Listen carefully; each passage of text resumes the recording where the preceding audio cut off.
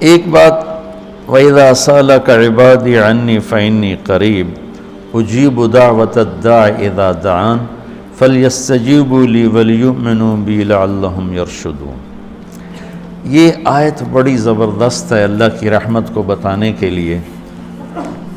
ساڈی تا جی سندا ہی کوئی نہیں، یہ عام لوگ جی ساڈی تا رب سندا ہی کوئی نہیں، اور جو بیچارے ان پڑھ لوگ پیر سائیں تہاڈی رب موڑ نہیں سکتا، ساڈی سندا کوئی نہیں، یہ اس سے بھی آگے چلے جاتے۔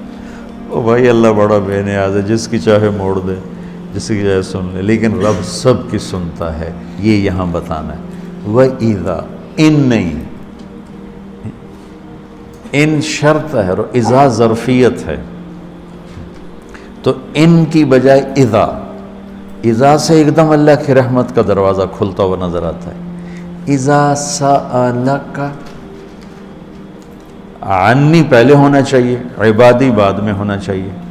جب میرے بارے میں میرے بندے پوچھیں، اللہ کو صحابہ نے سوال کیا، یسألونک یسألونک یسألونک، کتنا قرآن میں ہے، یسألونک عن المحیض قل هو اذی، یسألونک عن الانفال قل الانفال للہ والرسول، یسألونک عن الاہلہ قل ہی مواقیت للناس، یسألونک عن الیتامى قل اصلاح لہم۔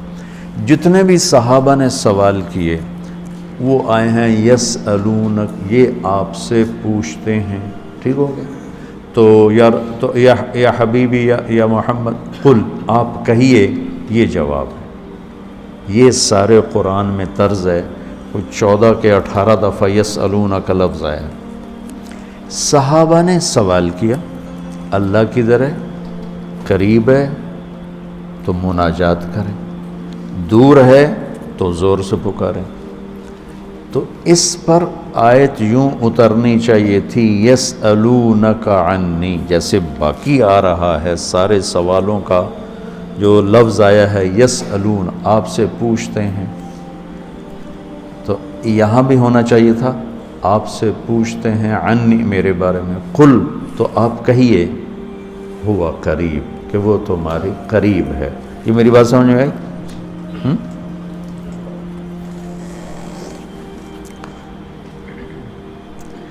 یہاں اللہ تعالیٰ نے وَإِذَا سَأَلَكَ، یسألون کا مطلب ہے کہ ابھی یہ جواب ہے، بعد میں بدل سکتا ہے۔ یسألونک عن کذا قل ہوا، تو یسألونک اور قل ہوا میں حتمی نہیں ہے، ابھی یہ بات ہے، کل کو بدل بھی سکتی ہے۔ اذا کا مطلب ہے کہ یہ ابدی جواب ہے، یہ جواب قابل تبدیل نہیں ہے، یہ آگے جو جواب آئے گا وہ ہمیشہ کے لیے ہے۔ اب سنو، وَإِذَا سَأَلَكَ عبادی عنی، اپنے آپ کو بعد میں ذکر کیا اور اپنے بندوں کو پہلے ذکر کیا۔ اذا سألک الناس المؤمنون، یہ آ سکتا ہے نا، العباد، اذا سألک العباد، کیا کہا؟ عبادی، اللہ کو یہ سوال اتنا پسند آیا، اللہ کہ تم تو ہو ہی میرے بندے، میرے بارے میں اپنے آپ کو بعد میں ذکر کیا اور عبادی کو پہلے ذکر کیا۔ اب میں ایک مثال دیتا ہوں آگے، جو فإنی قریب، میں پوچھتا ہوں مولوی شاہد صاحب سے کہ مولوی عدنان کدھر ہیں، تو مولوی شاہد صاحب کے ذمہ ہے جواب دینا کہ جی یہ بیٹھے ہیں، ٹھیک ہے نا؟ میں پوچھتا ہوں مولوی شاہد، مولوی عدنان کدھر ہیں، تو مولوی شاہد کے جواب دینے سے پہلے مولوی عدنان جی میں ہوں، کوئی فرق ہوگا؟ مجھے سمجھ میں نہیں آ رہا، شیخ رمزی واضح کرے تو کرے، مجھے سمجھ میں نہیں آ رہا کہ میں اس کو واضح کیسے کروں کہ اللہ کے نبی سے صحابہ پوچھ رہے ہیں رب کے بارے میں بتائیں، تو اللہ تعالیٰ اس کو یوں لا کر کہتا ہے کہ یہ آپ سے میرے بارے میں پوچھیں تو میرے نبی آپ ہٹ جائیں، میں جواب دیتا ہوں، میں ہوں، تمہارے ساتھ ہوں، تمہارے پاس ہوں، شہرک سے زیادہ قریب ہوں، تمہارے ساتھ ہوں۔ تو کیسے کہتے ہو کہ میں تمہاری سنتا نہیں؟ اجیب دعوتاً، دعوت الدع، دعا دعا بار بار پکارنا، اور دعوتاً ایک دفعہ پکارنا۔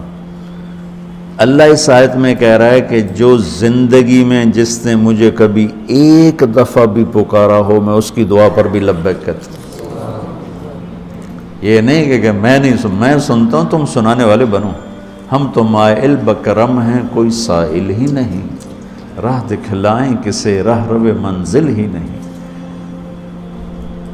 کوئی مانگنے والے تو بنو۔ اور میں قربان جاؤں، اس نے مانگنے کے لیے تقوی نہیں مانگا۔ کتنی عجیب بات۔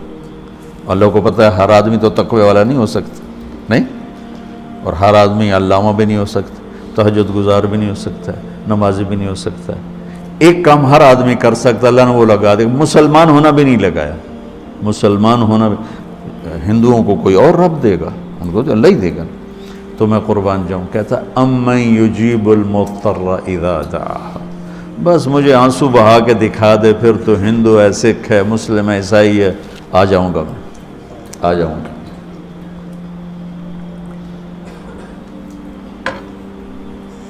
سب کی سنتا ہے۔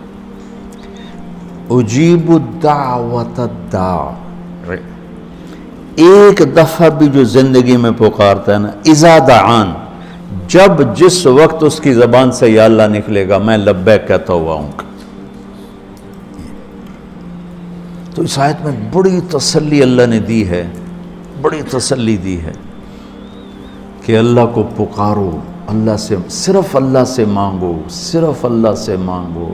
وَإِذَا سَأَلْتَ فَاسْأَلِ اللَّهِ وَإِذَا اسْتَعَنْتَ فَاسْتَعِنْ بِاللَّهِ، مخلوق سے مت مانگو، پکارنا ہے تو صرف اللہ کو پکارو۔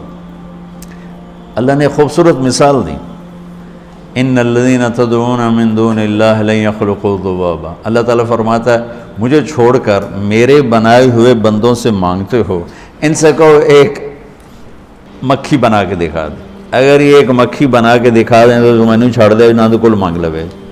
ارے یہ مکھی کی ایک ٹانگ نہیں بنا سکتا، تو تم ان سے کیوں مانگتے ہو؟ ان سے مانگو، اس سے مانگو جس نے انہیں بنایا۔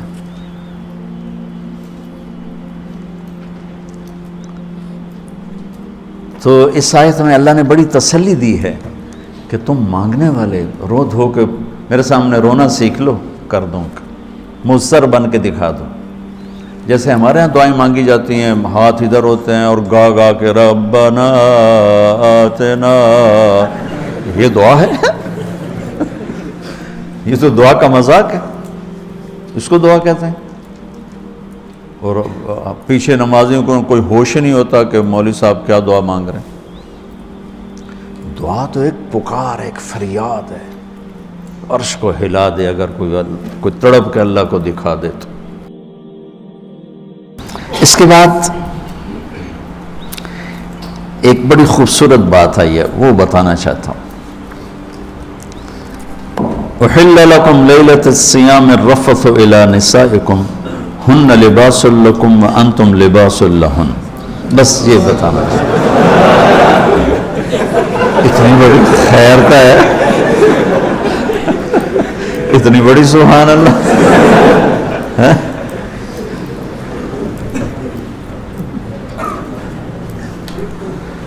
دنیا میں جو اللہ نے رشتے بنائے ہیں،